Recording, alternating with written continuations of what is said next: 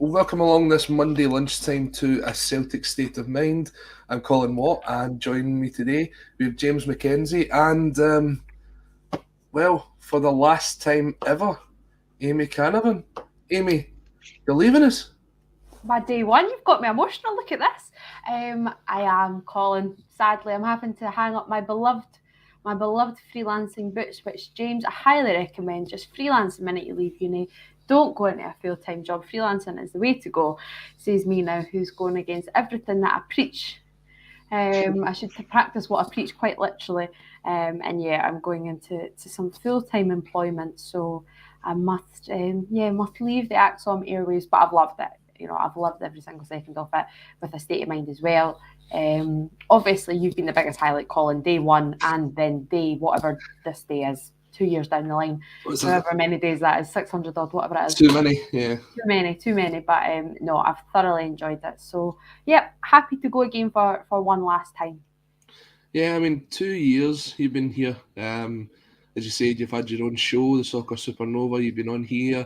We've done a Euros coverage. We've done. That was great fun. Oh, we've done lots of stuff together. But if you had to pick out one highlight over the time, what would you say has been your best moment here on A State of Mind? Messaged me last night saying that you were going to ask me this. What's been my favourite moment on A State of Mind? Well, I was promised that I was going to get to interview Joe Ledley, and I never got that. So there's always going to be that caveat. Probably, I Celtic State of Mind's always been brilliant, but personally, the Soccer Supernova stuff's been amazing. Getting to interview, not perhaps the most glamorous name, but Mark Wilson was a big one.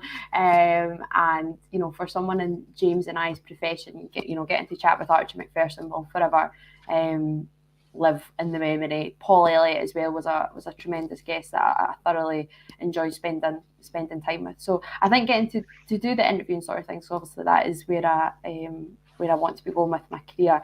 But A Celtic State of Mind wise, certainly not the first year. I came during the worst possible year.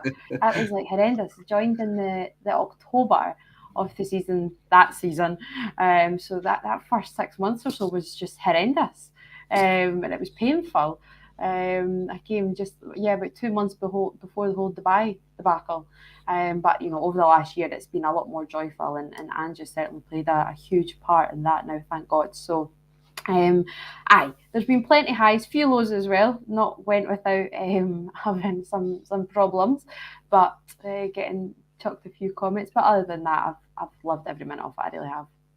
Yeah, as you say, there's always been highs. We've had lows. We don't need to cover all of them. I do remember back to one in particular. When we get blamed for Peter Lawwell's house going on fire that day, that was. I lost a lot of my own credibility there as well. I was all crying that day. God, that was a wild day. But yeah, some really nice. I was going to say some really nice comments coming in. Start with this one here from Magnet67. You've been a joy to listen to, Amy. You'll be missed, but you'll always be part of the Axom family. No one has ever said that I've been a joy to listen to. Certainly not my mum and my dad who are upstairs listening. I think they're going to be delighted that they don't need to shut up at 12:30 every Monday now, because I'm obviously a huge prima donna and make the whole house go in total utter lockdown. Phones off the hook, because who else uses a landline now but this household? But no, I have enjoyed it, and I appreciate all these comments coming in. It's lovely. Craig M coming in saying Amy's away, gutted. I think that's sharing the feelings. And Francisco, well done, good old Franny, saying thanks for the memories, Amy. Good luck for your future and your future endeavours. James, we're going to miss her, aren't we? No, James is not. Apparently James is not. Apparently James is froze. Young ones that just come in and they just have no respect. I think, James, we'll need to get you to drop out and come back in. I think your signal James, I get him with the rosy posy, trying to keep that love continuing on Axom, and this is what I get back in thanks. No, so James will come back in a wee moment. Kick him out, Colin. Kick him out. Imagine that. It's terrible. How dare he? No, well, Amy, we are going to be talking about a victory for your last podcast. That's not a bad way to go out. A 2-1 win through in Perth on Saturday. Lunchtime kickoff for that one. First of all, 6 changes made to the team that lost to Leipzig through the week. We saw Carter Vickers return, Ralston, Bernabe, Abada, Haksabanovic and Georgios Giacomakis. Were any of those a surprise to you, those changes in the Celtic lineup? I would say Bernabe was definitely a shock. Obviously I can't not go on my last pod and not talk about the Greg Taylor fan club yet again. So I'm a proud member of that. That will continue. Any future people who want to join, feel free. But no, I thought I was a bit surprised, and especially the fact that Greg Taylor wasn't involved, obviously, in the matchday squad at all. That was a little bit of a shock. But and probably Carter Vickers, because I just wasn't quite too sure how soon he would be back. But it's great, obviously, to have him back in that game rather than chucking him right in tomorrow, even if he was, fit or not. It is nice to get that 90 minutes under the belt as well, obviously with the captaincy armband as well. So I would say those two in particular were probably the shock, and maybe Haksabanovic just because of where he was playing. But I'm more than happy to see him in the starting lineup, probably just not where we expected him to be, but my God, he took that like a duck to water. Yeah, James, we're just saying there, the 6 changes to the team. Yes, welcome back, James. It should be fine now. Yeah, he's good now. 6 changes to the team that lost to Leipzig through the week. Who was the one that sort of surprised you most? Amy was saying probably somewhere between Bernabe and Haksabanovic. But then when you look at the 90 minutes that both of them had, both of them very solid and could arguably argue for their place in the team tomorrow night. Yeah, I was a bit shocked with the amount of rotation there was when the team lineup first got announced. I just sort of thought back to the 2-0 loss against St Mirren. And I was starting to panic a little bit. But I was really surprised that Oliver Abelgard didn't start. I was trying to decipher the formation that we'd played, but I didn't really understand it. But I'm sort of the same, but I was a bit shocked that Greg Taylor dropped out. I don't even think he was on the bench. No. And I didn't expect Haksabanovic to be starting, especially through the middle. But I was pleasantly surprised with the players that did come into the team. I thought Alexandro Bernabe was absolutely fantastic down the left-hand side.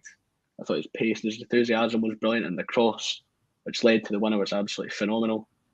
And I thought Sead Haksabanovic was pretty good as well. I think it was his first start in the league.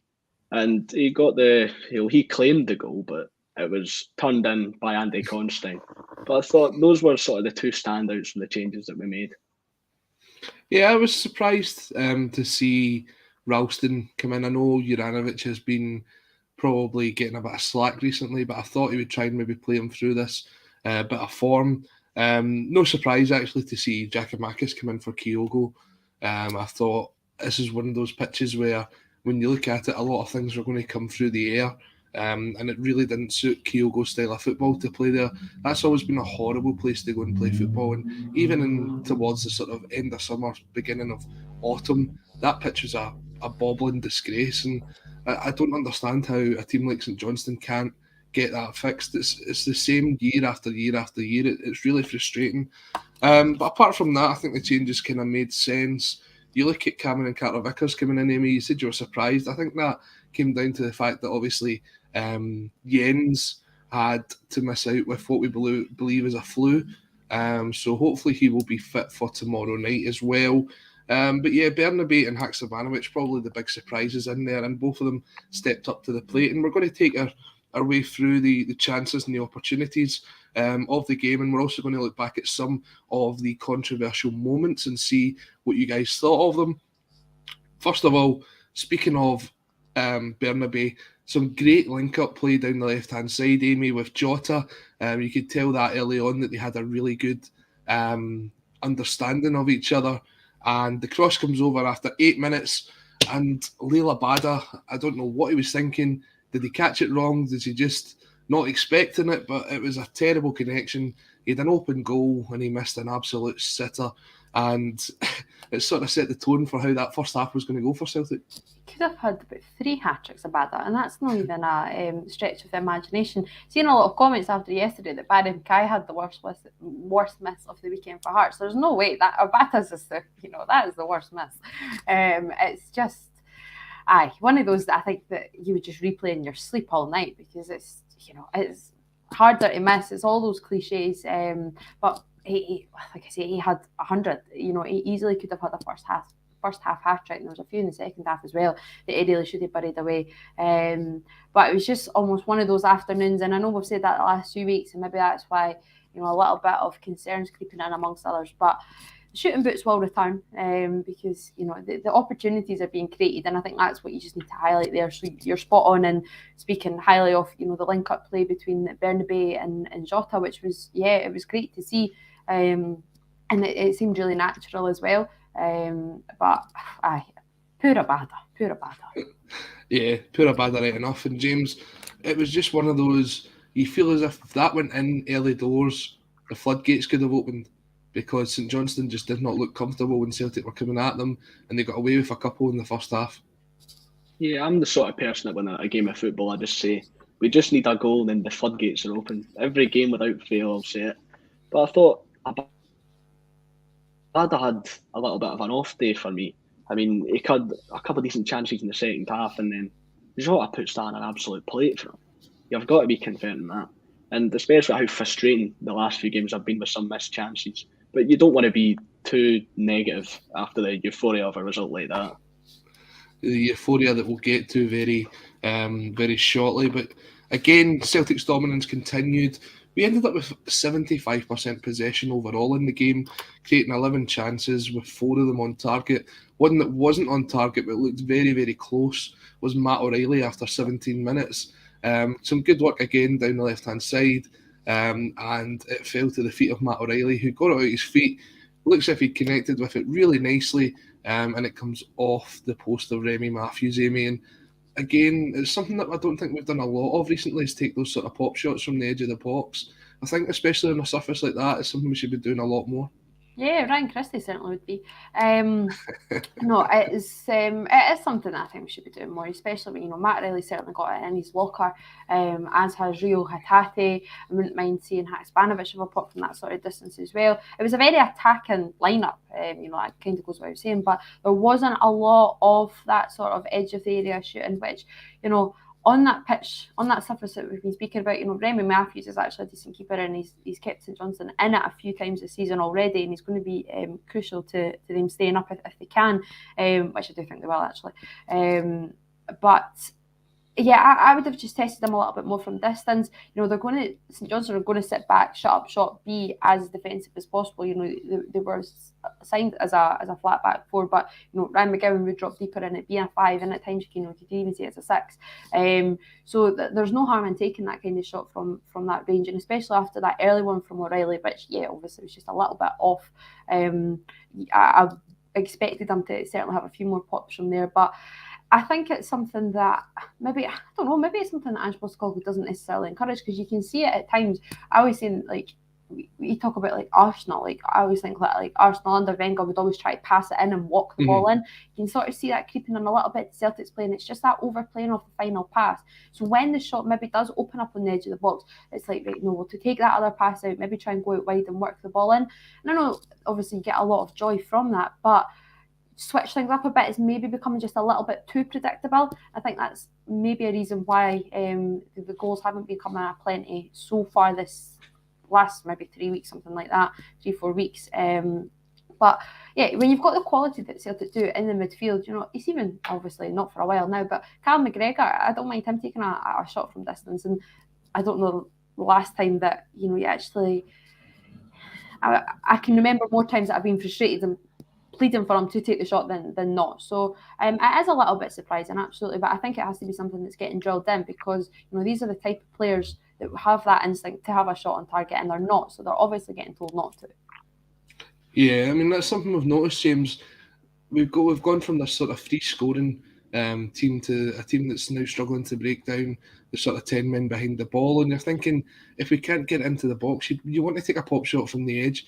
You never know, something might spill, we could tap one in, someone might get a deflection, as we see from the first goal. When we get to that, it's just a case of maybe changing things up a wee bit and just having that encouragement to take a shot from maybe 25-30 yards and just seeing where it goes.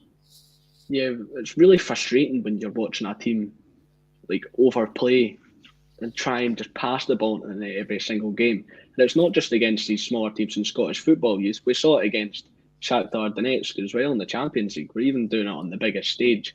I think players like Matt O'Reilly are really guilty of that. But then again, some of his free kicks were decent in the game, so I can't be too critical. And then I thought Rio Tati was absolutely fantastic at the weekend. He was able to open up the play pretty well, I thought. And the pass through to Haksabanovic that set up the first goal eventually, I thought that was absolutely phenomenal as well. So sometimes we are really guilty of overplaying it, and it does get frustrating. But then when you see moments of magic like that from Hattati, it's hard to criticise. Yeah, we're going to get to that then. So the first goal, 41 minutes in, as you mentioned, a great pass from Hattati. It absolutely splits open the St Johnstone defence. Haksabanovic, who I was very impressed with him overall on Saturday. I thought he had a very good performance. He drills the ball across low and hard, and it comes off the boogie and Andy Considine, who puts it into his own net. Probably the second most embarrassing thing he's done after that music video. But Amy, it was about time that Celtic got the scoring going, and if you're going to pick a time just before half time is exactly when you want to take the lead. Yeah, because it'd have been a very frustrating half time if Celtic hadn't been able to, or didn't have anything to show rather for their first half efforts, because especially in the first half it was total dominance. In the second half you're going to expect 1-0 for St Johnstone to creep into the game a little bit more and get a few chances notched up. But it was a great ball in, and it's one of those that is, I don't think Andy Considine's positioning is actually great at all, in all honesty, but it has the danger of the ball. We'll talk about the quality of the ball rather than his position, and there's always that opportunity, that chance that it could just come off a dangling leg. It could be possibly the most embarrassing second embarrassing thing after that video, but he gained probably more fame than he ever really would have any other way, for being at the heart of the Yes Sir I Can Boogie shenanigans. But I'm convinced that got him his Scotland caps. There is of course no it did. way at No all. way about it. No two way. His defending certainly didn't get him.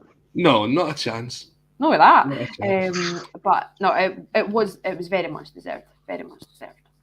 Yeah, taking the lead just before half time, James, obviously kind of ruins the game plan that St Johnstone thought they'd been executing right up until then. And as you say, very clever bit of football that opens up the defence. And I think that's what we don't do enough of. I see a lot of these floated balls in, and how many times he's saying that there's only one player in there. If you stick that ball in low and hard, there's every chance a wee deflection like that ends up in the back of the net. And I think that's something we need to change up a wee bit. Let's mix up the crossing. Let's not float everything. Let's get it in low and hard. Let's see what will happen. And as you say, take the lead after 41 minutes. And it was a well-deserved lead. Yeah, it's just like we were talking about earlier with taking shots from the edge of the area. Sometimes when you're not able to break down a team that's sitting back like that, just take a chance. Just drill the ball in, because they're going to panic when a ball's coming in that low and that fast. And as we saw there, Andy Considine was just the unlucky man that turned into the back of the net. We need to try and cause some chaos in that backline when they're sitting deeply. So I don't mean chaos, and then capitalising off of that. If we can do that when the going gets tough and these teams are really hard to break down, we can reap the rewards. Yeah, definitely. And Amy, we go in 1-0 up at half time. I think the sort of mood is, let's go out for the second half, let's try and get another couple, let's get the game put to bed. We can make the changes ahead of Tuesday night. But one change was made at half time, and we believe this was an enforced change as he's missed training today. Jota comes off for Maeda, and if he is missing tomorrow night, that is a massive miss for us. It's horrendous. He's just so good. He's so good, and he's just a joy to watch. It's far from ideal, and yeah, it's a little bit concerning today that he has missed training. Not ideal the day before, so the concerns are slightly creeping in, because I do like Maeda, but something's not clicking now with Maeda. Certainly not in front of goal.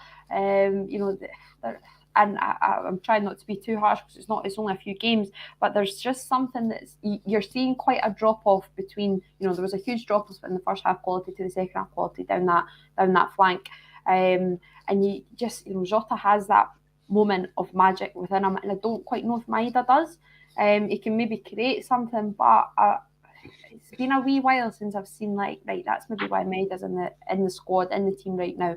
So it could be huge, and it certainly could be crucial because Jota as well. You even watch him as the Champions League music's playing, and as the camera pans along the starting lineup, he's always well up for it, and he knows that all eyes are on him, or certainly a lot of eyes are on him, and it is his moment to shine. So it's not like a drastic drop off, but I think you're now actually seeing, as well as Jota improving, because I think he is, you're maybe just seeing a slight drop off in Maeda that I think was maybe setting us all woohoo last season.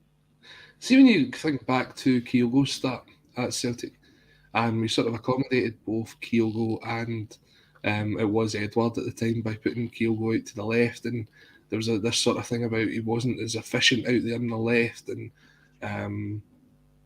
he was better through the middle. Maeda is a very interesting one because I've seen games where he's played out on the left and he's made 2 or 3 assists, he's put some really good crosses in, he's took his man on, he's beaten him, especially against Rangers. He tends to have really good games down that side. And then I watch back that game from Saturday and I'm going, he was almost non-existent in that second half. And I don't know if it was the conditions, I don't know if it was the pitch, I don't know if it was Maeda himself just wasn't up for that 45 minutes. But once the team starts sticking 2 on him, he seems to be very confused as to what to do, whether it be to try and bring someone else into the play, whether it be to try and take the 2 of them on. But he just doesn't look comfortable on that left-hand side. And I'm just thinking there's maybe games where we go to places like St Johnstone, it's a narrow pitch, where Maeda shouldn't be part of that unless he's going to play through the middle, because he's not doing the high press. There was no high press really on Saturday. And when he was out there, it almost sort of pinned Bernabei back, and that's where we didn't see him being as effective in that second half as he was with Jota in the first, Amy. Yeah, I think you're spot on and everything you've just said there, and I think there's a comment coming through that I think spot on. I don't think that his confidence is there right now. Probably doesn't. Not that he's going to be listening to me, but well, not for much longer anyway. Correct. But he certainly does look a little bit short of confidence right now. So yeah, perhaps should stop being batting down heavy on him. But I think you can just see that drop off, and it is a little bit frustrating. Because he does have the pace, and he does have that end ball product as well. And I've really said all along that I really like Maeda out wide with Giakoumakis in the middle. I think that's actually the better partnership than Kyogo and Maeda, funnily enough. But that wasn't really on show on Saturday. So there was just something that wasn't really clicking, and it's hard to pinpoint, which I think is a frustrating thing as well, because the high press, I think you're spot on, that it wasn't really there, and St Johnstone were obviously playing quite a high line as well. But there was a real distinctive, right, Jota's not on the pitch right now, sort of vibe after half time. Mm-hmm. Which James, is obvious because his hair stands out, but James, it just seemed to be that it was a get the points at all costs performance from Celtic, and a lot of the things that we sort of practice on about this high press, about getting the ball on the deck, playing some sort of Celtic style football, taking the shots, it just didn't seem to be there. And I don't know if it's all to do with the fact that you're bringing in 6 players from the team that played on Tuesday, maybe not all of them's played together, but there was just something that didn't click in that second half. Yes, as you said, the changes, but even some of the players that came on in the second half, like your James McCarthy's and your James Forrest, they haven't really played that much this season. So they might not be as clued up as the rest of the players that we see playing every single week, such as your O'Reillys and your Hatates. So that might be one reason why we struggled to break them down. Or it might have just been the desperation of the situation. We were St Johnstone were getting a few chances. Conor McLennan came very close, right? I think it was the 87th minute, and he should have scored that chance. But there was a real sort of desperation to it, and that's not what you want to be seeing a team that plays as beautiful football as we do. Yeah, you take a look at the chances that St Johnstone had in that second half. Probably the closest one before the goal, Stevie May, when he gets through 1-on-1, and it's a fantastic save from Joe Hart. Joe Hart obviously looking to get a wee bit of reputation back after what happened through the week. But he puts a fantastic save that puts the ball wide, Amy, and you're just thinking St Johnstone were coming right back into the game, as James was saying, the chance from McLennan, which couldn't have been any easier for him. And there was an air of inevitability in the air, especially when I was there at McDermott Park on Saturday, that it was a case of when are St Johnstone going to score and not if. And when the goal came, I don't think many people were surprised. No, I don't think there was a surprise at all, in all honesty. And I know that never, you can come in for a bit of stick when you say that. Because, but Celtic had X, Y, and Z, and Abada should have had hat-tricks and blah, blah, blah. But that's exactly, the way that the game was panning out, despite being 1-0 down, that is exactly the game that Callum Davison would have dreamed of, And actually Celtic only having a very slender 1-goal advantage is even better, because he knows that Celtic aren't going to sit back and they aren't going to protect. They're going to have to keep going in search of that second, and it does then allow St Johnstone to just gradually build up, and they were deserving of their goal. And I think that it was inevitable. I think you're absolutely spot on, because there were the chances, there were the alarm bells ringing. The manner in which the goals conceded, I know we will come on to it, but that's really, really disappointing. Like, from a sheer Celtic perspective, that really shouldn't be happening, especially not at this level. So if that's happening at this level, then it is really of concern for European football. But the chances beforehand, it's a fantastic save from Joe Hart. I think it's great for his confidence. We're speaking of Maeda's confidence. Joe Hart isn't a guy. Perhaps maybe it is, because when you listen to him actually speak about how much the confidence which Ange Postecoglou put in him at the beginning of his time at Celtic was so beneficial to him. But this is a guy he's a veteran. He's been in the game a long time. A few crucial mistakes. It's not going to totally. He's not going to end up believing that he's a terrible keeper or anything like that. But an arm around the shoulder maybe isn't a bad thing. Maybe that's a conception that we have as football fans, that right, as a mature player that he'll be able to get on with it, and maybe they can. But no matter what, that's a huge moment for him as well. Just that after what happened last week, which there's nobody going to be harsher on Joe Hart about that than Joe Hart. It's just a human nature, and especially the quality that he is. And then, as James says as well, the Conor McLennan chance, that's a huge chance. And, if that's the other way around, if that's Abada, we're going, that's another one that he really should have put away. So St Johnstone were certainly knocking, and I will come on to the goal now, but it was deserved. And it is a little bit concerning that at that stage in the game, against a side who up until, a few weeks ago, just couldn't score at all for the last year nearly. And they're a funny unit right now, St Johnstone. You really can't put a finger on them, because they were many people's favourites to right. They're basement boys, and they're certainly going down. But Callum Davison's managed to work his wonders, and I think a huge credit has to go to the St Johnstone board for keeping him in. Because after what happened at the tail end of last season, on the back of the cup double winning season, you could have easily just chucked him out the door. And never. And it's proven fruitful that, if you just stick by a manager and persevere, that, good can come back again. So you don't turn a bad manager or a bad coach or a bad player overnight.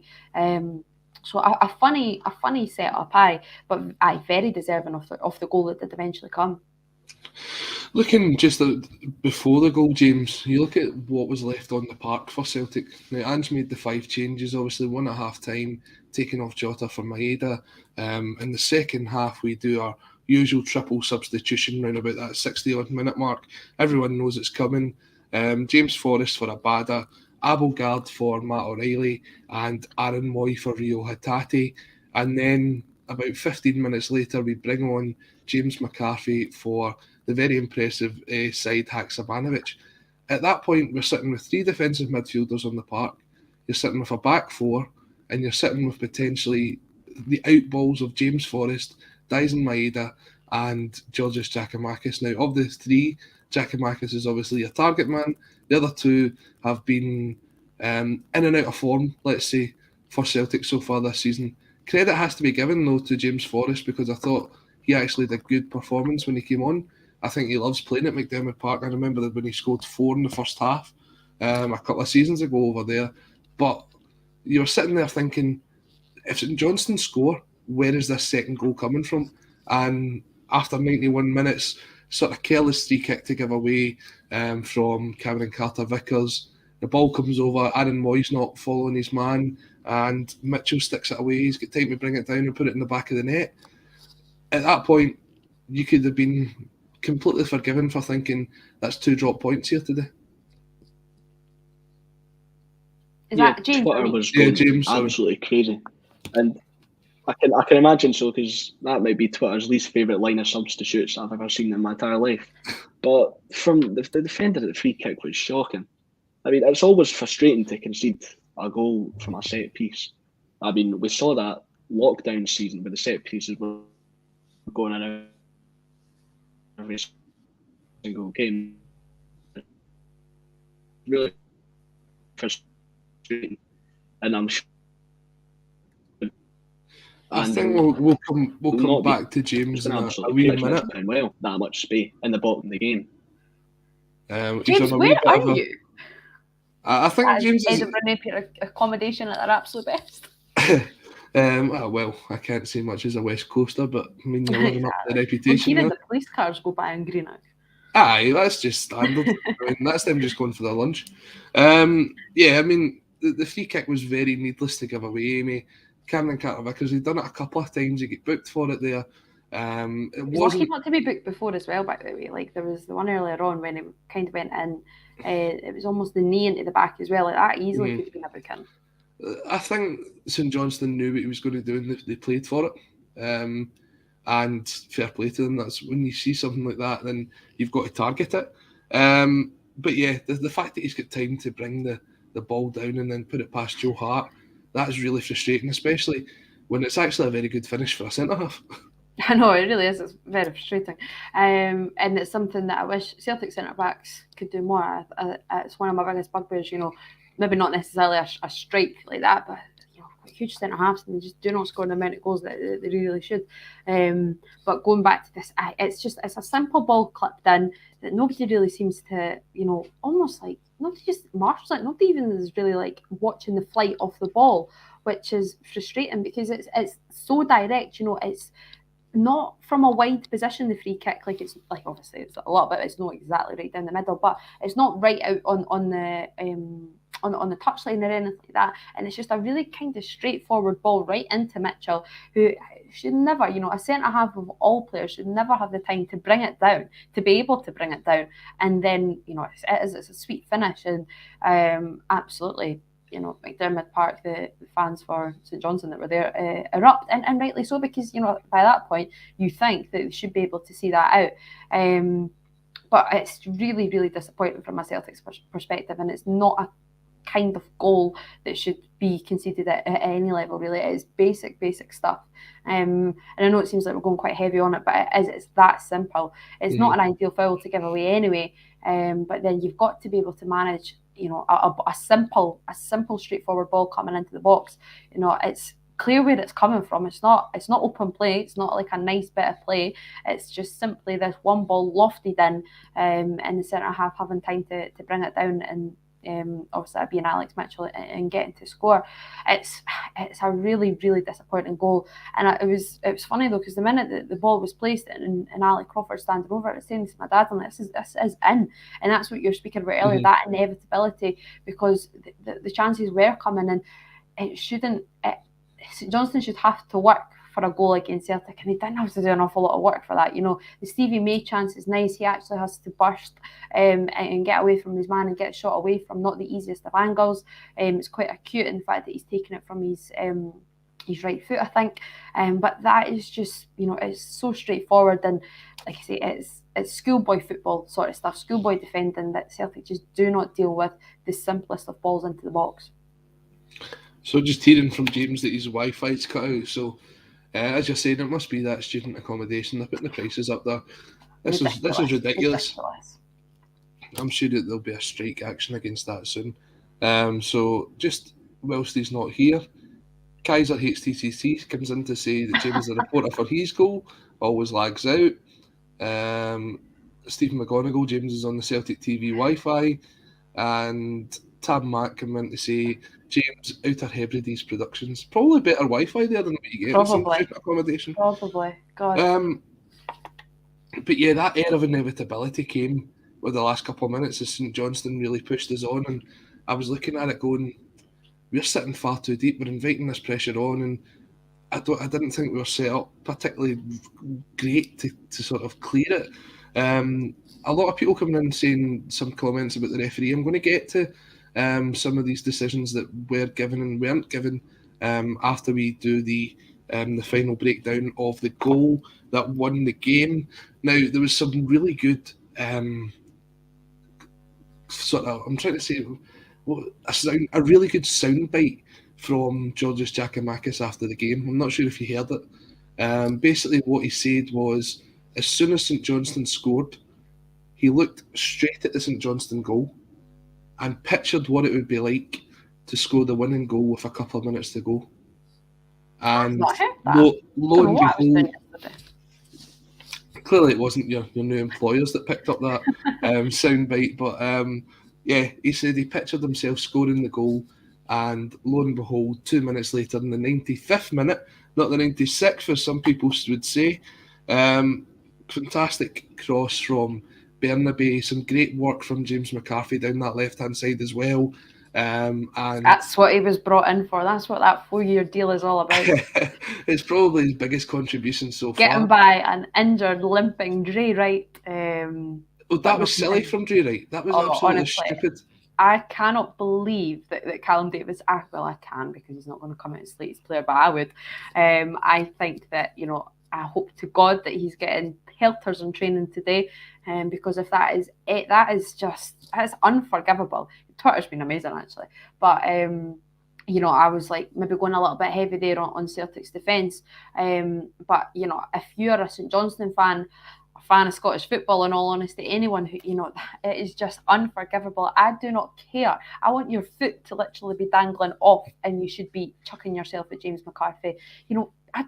Even if you can't move, which, I understand he's maybe in a little bit of pain, he's got a sore boo-boo, but, do anything, just chuck yourself at him, take the yellow card, whatever it is, haul him down, rugby tackle, like absolutely anything. If that was a Celtic player, you'd be demanding, it's like Callum McGregor stuff last week, that, right, you're not actually going to get it in a footballing sense, so let's just take him at the game, wipe it out, because it could genuinely be a season-defining moment. It could be a season-defining moment for Celtic, the goal, and it could be a season-defining moment for St Johnstone from, gaining a point and dropping a point. And the bottom half of the Scottish Premiership this year is so tight already. Out of the bottom four, St Johnstone are the only one not to pick up at least a point this weekend. That could be huge. And for it all to have been for Dre Wright just to hobble, there is, like I say, unless his foot is genuinely dangling off, there is no excuse as to why he can't be absolutely chucking himself at James McCarthy, because, that's just totally and utterly unforgivable. So Dre Wright goes down trying to win the free kick, clearly, with his cramp, but McCarthy beats a man to the ball, gets it down to Bernabe, who sticks a lovely cross, and it's in that danger area where the goalkeeper doesn't know whether he can come out and get it, whether he's hoping that his defenders get it. But, absolutely fantastic finish from the mystical Georgios Giakoumakis, who predicted it himself only a few minutes beforehand. And I was asking where he actually said it. It says Magnet 67 here. It was a Celtic TV post-match interview that he said it. So there you go. The big man predicting his goals. If he could only do that just all the time. I remember Hatate said the exact same thing, that he pictured himself scoring against Rangers. If you guys want to do this all the time, we do not have any issue with that. If you want to predict yourself scoring a hat-trick every week, go ahead and do it. That's all. If it's as easy as that... Yeah, it's a terrific mindset to have as well. If it's as easy as that, then maybe, Anglo Tyro here might just eventually get lucky with Katie Price. Especially with the amount of men that she's been through. It can't be that far away from it being your turn, Anglo. Honestly, just keep your head up, son. We'll get it eventually. But yeah. Of all the women in the world, do you really picture yourself on a date with Katie Price? That's interesting. Well, Anglo does. We'll see how that goes. Yeah. 2-1 Celtic. Absolute scenes in the what stand was that? And I can't remember the name of the stand. In the South Stand, whatever it was. Literally just in front of me is Giakoumakis sticks it away, and for those that left at one each, they got what they deserved, in my opinion, because you stay to the end, you back your team for 90 minutes, and as Ange says, we never stop. When have you left early? Come on, I'm going to expose you. When have I left early? Because I hate leaving early. I hate anyone. Ross County in the Scottish Cup semi-final when they scored the penalty, I think it was. Yeah. And it was at that point where that was the worst performance I think we'd ever seen. I don't leave. I've never left the game early. I can say that hand on heart. My dad would never ever let me.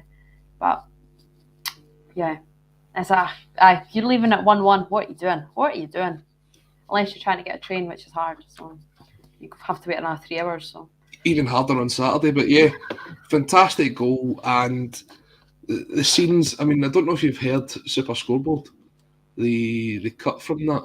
No? It's one of the many beauties being East Coast, actually, that I don't, it's not on my airwaves. I'm not a huge Super Scoreboard listener, unless when I'm through at work, and yeah, it'll cut to that on the radio, but I've not heard the sound. I don't know what, I can't even, where was I yesterday?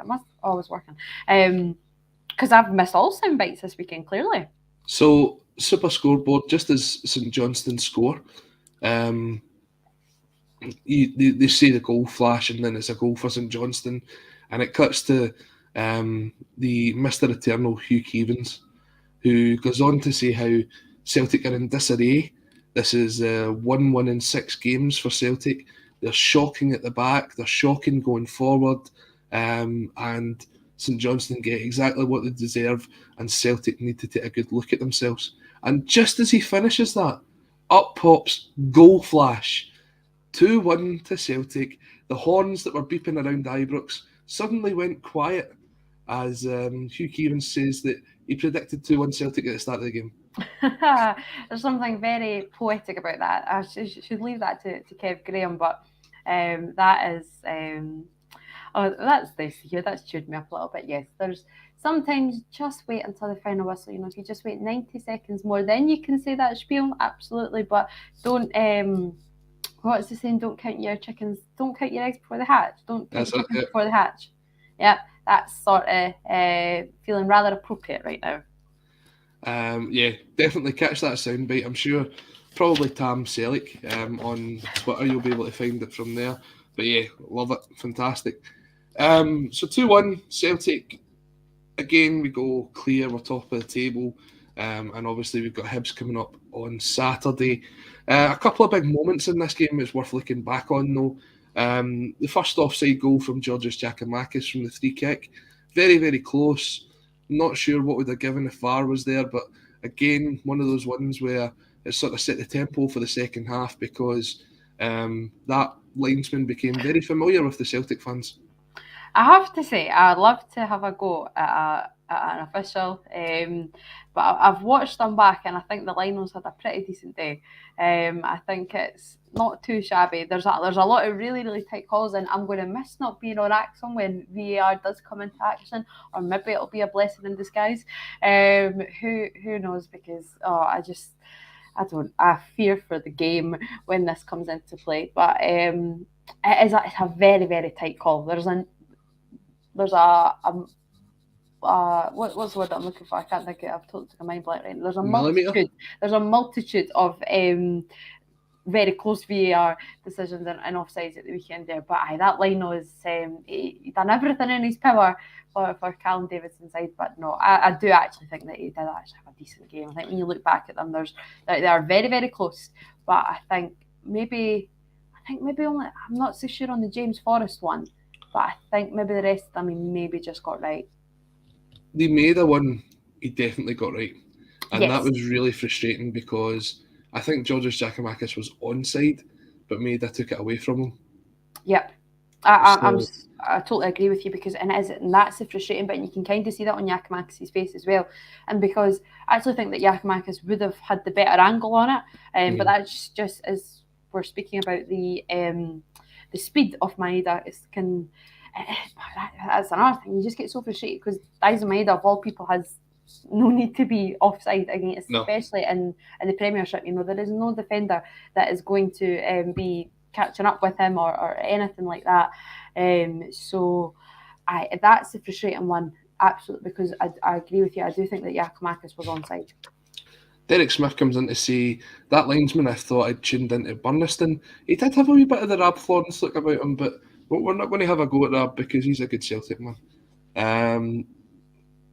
Right, this one is unforgivable. The elbow on Rio Hatate from the Ukrainian player Kucheravi. Go for it. Looking at it again, he looks to see exactly where Rio Hatate is. He swings the elbow, catches him flush in the face. That's a red card every single day of the week.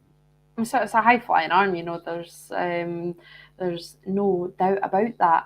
And there, it's just a basic thing. If you do that in the street, you're getting arrested. So you should be getting sent off on a football pitch. It's not a great one, and I don't really understand how that isn't picked up. Because that is absolutely most just definitely a red card. So the offside's done very well with, but it's a stonewall red card. And I guess that was on the other side of the park, so yeah, absolutely. It was the linesman. James Forrest offside. That one for me, at the time I thought he was miles onside, and then watching it back, I thought, that's very close. It's very close. That's very close. It's not. I don't think it's the greatest angle on it as well. Like, I want to be exactly right up it, because when you're kind of at that like slight. There's just that slight diagonal. You need to be looking right up the line. I don't want like lines drawn on my screen. I'm really not looking forward to that. But I think personally that is the closest one. And I don't know. There's always a bit of a player reaction as well. I think like he really thought that he was on there. And I'm not quite so sure how confident the St Johnstone defence was that he was offside. So I look at the player reaction, and I think as well in the other ones, I think there's a slight hint that Giakoumakis thinks that he's made there's certainly a potential that he's went a little bit early, but I just think there's something in that James Forrest one that I do want a line drawn against my screen. That I don't, but I do on that one. I'm just picturing you going up to the telly and going like that. Nah, he's onside. Got like tape across it, absolutely do. We're going to cover this one and then go back to one that I think sort of went in Celtic's favour as well. But this one for me, another absolute stonewall red card. Liam Gordon, when he brings down Haksabanovic. Celtic break from what is a St Johnstone corner. He's already on a yellow card after talking himself into the book in the first half. And it's a rugby tackle. There's no attempt to make the ball. The referee plays the advantage, never goes back to speak to him. For me, it's a second yellow card and he should have been off the park. Yeah, it's a second yellow every day of the week. And that's what I mean, like with the Dre rights as well. And I know there's some people that don't like taking up a professional foul, but, it is a part of the game, and it is becoming a huge part of the game now. And I think when you look at it last week with Callum McGregor, it proved beneficial. That is a professional foul, that's all that is.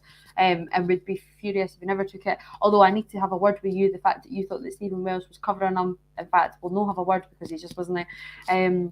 But that Liam Gordon, I'll just go talk long enough so you forget. But that's just a simple yellow card every day of the week, and the fact that you're already on one, it's a really silly foul to take, or it's a very silly foul to take, the fact that you are on a yellow. Other than that, you're hauling back an attack, which that's going to happen. That happens in the game now, as we see week in week out across the board. But I think that's a perfect comment just came in. If he wasn't on a booking, it would have been a yellow, because it's it's the simplest. It's one of those, as a referee, you would just sort of go, oh, that's a nice easy one. There's no controversy here. That's just simple in the book. Job done.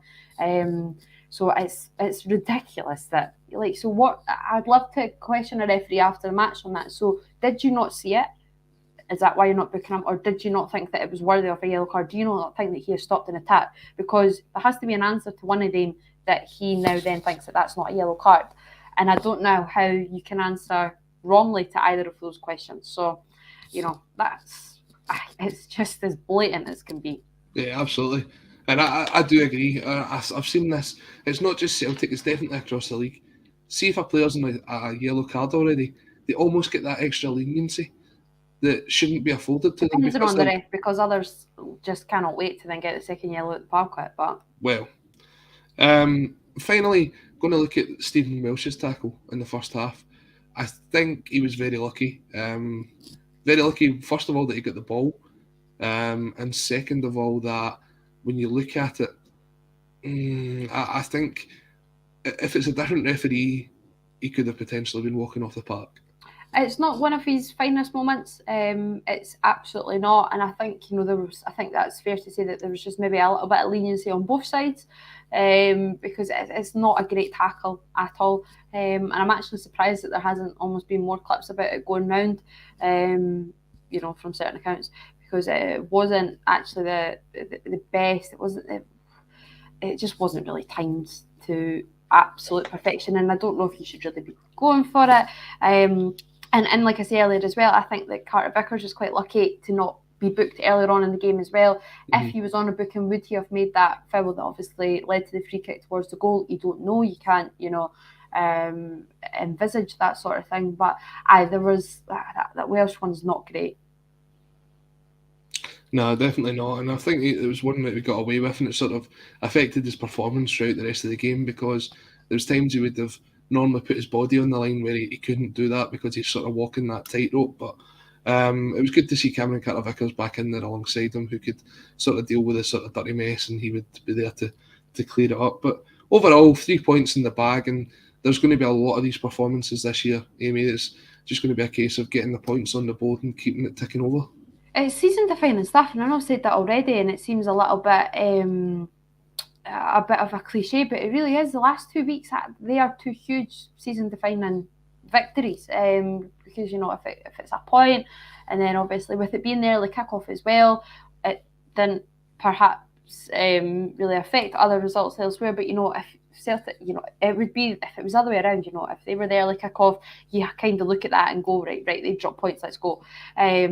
So there is always that caveat of being the early kick-off. So it's imperative to get that 3 points and just keep ahead of the game, keep ahead of the 3 o'clock kick-offs. And then obviously last week as well came down to the Callum McGregor incident, because that could have been just another drop 2 points, because you would have to fancy that Motherwell would have went on to score there. So it's a huge victory that, again, not one that you're really necessarily going to mull over, which is not great, because I think that's 3 Premiership games on the bounce now that you don't want to mull over. Certainly not St Mirren, not really Motherwell last week. That was kind of just job done, move on. And Saturday seems very much job done, move on now to tomorrow. But I think Celtic are due.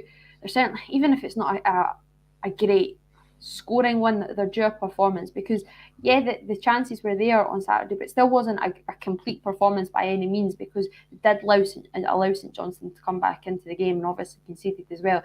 So a clean sheet and a decent performance would certainly be very, very, very, very well received. We look ahead to Leipzig tomorrow night, and as the start line says here, how will Ange line up against RB Leipzig? I'm going to give my team. I'll get Amy to give hers, and then I'm going to give what I think is the sort of 3 key ideas to success tomorrow night. Tomorrow is massive. 3 points would give us such a boost in the chances of qualifying for the last 16, even a big boost in the chances of qualifying for the Europa League as well. I'm going to go with Joe Hart in goal. What a shock. Wow. A back 4 of Joseph Juranovic, Cameron Carter-Vickers. If he's fit and he's available, I would go with Jens alongside Cameron Carter-Vickers and Taylor. My midfield 3 would be Rio Hatate. I would go with Oliver Abelgard and Hak Sabanovic. And then I would go with a front 3 of Abada Kyogo, and if he is fit, Jota. You're dropping Matt O'Reilly? Yeah. Why? The reason I'm dropping Matt O'Reilly is I think when we looked at that game last week, I just thought we could have been doing with 2 holding players. And the fact that Callum McGregor's missing out of that game tomorrow, I just think alongside Hatate, Abelgard's a great option to put in there. Having O'Reilly to potentially come off the bench, which would strengthen the bench as well, I think is a good shout. I don't think O'Reilly's front 3, if all fit, Abada, Kyogo and Jota. So you're looking at guys like Giakoumakis to be able to come off the bench, Maeda, Forrest, O'Reilly. I don't think Turnbull's going to be fit enough. He's still got tonsillitis apparently. But things like that, I just think we're going to need more than just the 11 that start the game tomorrow. I think we are going to need some good options off the bench, and if we can keep it tight for 60, 75 minutes, I think we've got a really good chance. Interesting. I'm not in agreement. I was in agreement. Same back four, and I would go Jens if Jens is fit, and if not, I would go Welsh. I would, I understand what you mean about defensive, and I like going defensive. I say that all the time, especially in Europe. But this is now come down to a total must-win game. Can't settle in or can't settle for anything less than that. Sorry. So I would be inclined to go with Hatate, Haksabanovic, and O'Reilly and go out full attack. I really would. And I would go if fit. Yep. Abada and Jota, but I would go with Giakoumakis through the middle. Which it really is 6 and 2 3s, because you're going to bring the other one on with at least, you hope, around 25 minutes to go either way. But I would give Giakoumakis a start. I think for his confidence as well, more than anything, and I know that this is a game that you need to win, so it's not about just adhering to personal needs. But I think if you give the big man a few games in a row, he will score goals. His confidence will be high. If that's the way that he's speaking after the game, with his visualisation and that sound bite, then I think that he's more than merits a start. Kyogo, it was a frustrating week last week, I think that's fair to say as well, and let's just try and confuse Leipzig a little bit, shake things up, and Giakoumakis is a totally different, obviously, outlet to Kyogo. And I would have to go O'Reilly, because in a game that we need to win, we need to score goals, we need to create chances, I would have to have O'Reilly in there. Looking at it, I watched Kyogo warm up for 20 minutes in front of me on Saturday, and when the final sub was made and James McCarthy came on, the only thing I could think of was he's resting him for Tuesday night. Yeah, I understand that. I do. I get that. So I wouldn't. That's my lineup. I do think that Kyogo will start, because I think if he's not playing but still warming up and keeping himself fit for Tuesday. Yeah, I have no doubt. It's not going to be a huge surprise if you see him in the starting lineup tomorrow. But if it was me, which it's not, I would go Giakoumakis. And I think many are probably thankful that it's not me in charge. I think the one thing that sticks out there is that Haksabanovic's performance yesterday has absolutely played him into a jersey for Tuesday night, which is what you wanted to see. And I think Bernabe will be very unlucky if he misses out as well, because the two of them were very, very solid yesterday. I know, the GT fan club. But yeah, for me, the 3 keys to success for this game: the first one, we have to get back to the high press. Yes. The high press worked very, very well against Real Madrid. It enabled us to create a lot of chances, and we've got to take more of those against Leipzig and hope to create the same amount. Second one, composure. I'm looking to see a lot more composure on the ball. I think against Leipzig away last week, at times we just lacked that composure in the middle of the park, especially after Callum McGregor went off. So I'd like to see someone really get a hold of the ball and bring it down. And the third one, we just have to start taking our chances. As Ian Matheson says here, we need to score one more goal than them. And that's the bottom line. We've created 40 attempts now in Europe over 3 games. We are creating chances. We've just got to be a lot more clinical in front of goal. It's as simple as that. I think that's the perfect mantra. You just need to score one more goal than them. Football's a simple game when you break it down, and we can sometimes try to overcomplicate it. But it will all come together eventually. I'm remaining very optimistic, but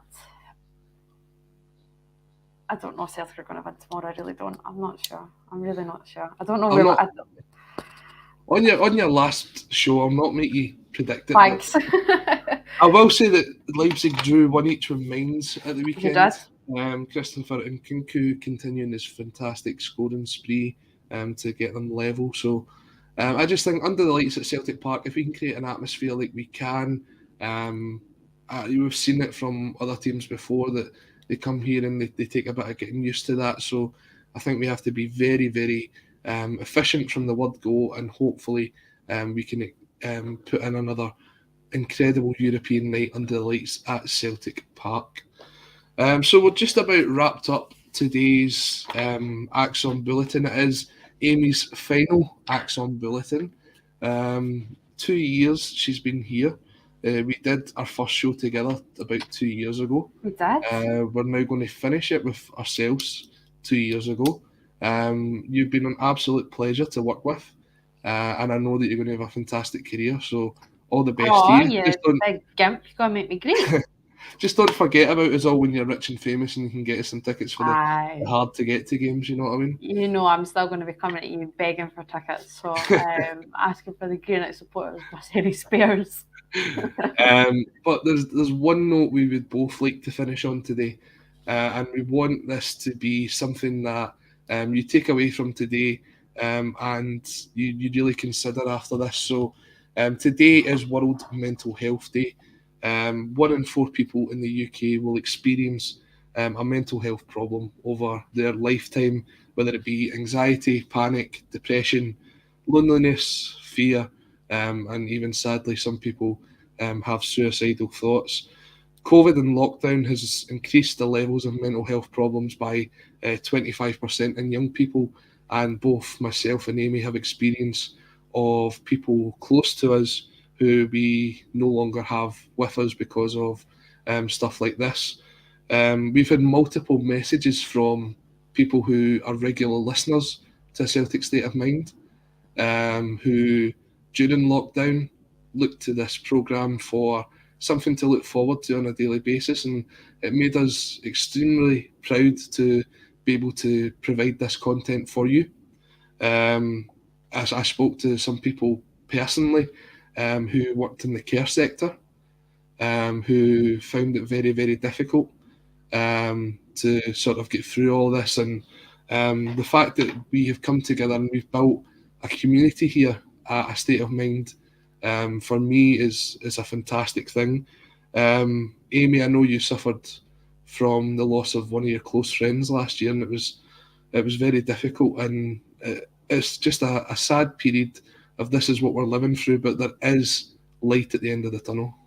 There is, and there's always somebody. If there's, there is light at the end of the tunnel. There's always somebody at the end of the phone as well. And I think that's more important than anyone. More important than anything. Sorry. Just talk.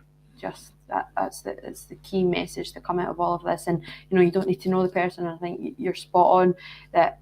Any one of us at a Celtic State of Mind, anyone part in the wider Celtic State, anyone a part of the wider A State of Mind team, just DMs are open, and that doesn't just speak for us, that speaks for so many people. I think we can say that social media can be a really poisonous place at times, and we've both felt the effects of that, which can have an effect then resultantly on mental health.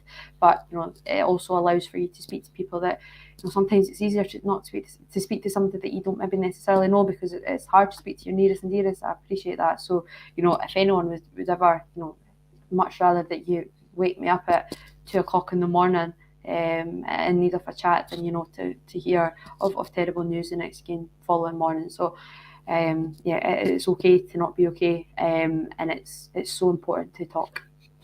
I'll be perfectly honest with everybody that's here. I was recently diagnosed with mental health problems about 3 months ago. I missed podcasts, I stopped going to parties, I stayed in, and it wasn't until I saw the effect it was having on my fiance and my family that I decided that I needed to go and get help. And I have to say, as a man, it sounds so much harsher, but it is harder to go and ask for help, because we're seen as these sort of stronger individuals, which is not right. It's not true. Everybody can have a weak moment. Everybody can break down, and the help is out there. And I can tell you, I'm still on my journey just now. I've thanked a lot of people. Amy's been here for me when I spoke to Amy. There's so many friends and family there that do. Because we love you, Colin. There is people out there that will listen to you. Don't become a statistic, become a survivor. And the help is there. If you ever want to reach out to any one of us, as Amy says, we're all here for you. We are part of the Celtic State of Mind family. We're part of the Celtic family. And no matter what it is, then there's always someone there for you. Don't become a statistic, become a survivor. It's a perfect way to round it off. And I love you, Colin. Love you too, pal. We're going to miss you, Amy. Quickly, right? Wrap it up. Can't finish on saying that we love you, Colin. We're going to miss you, pal. We'll be back next week, myself and James, and I'm pretty sure that Paul will be joining us as well. Amy will be watching from her new fancy job. To everyone who's in the comment section, take care of yourselves, reach out to others, and you know what? Here's to a victory tomorrow night. Hail, hail.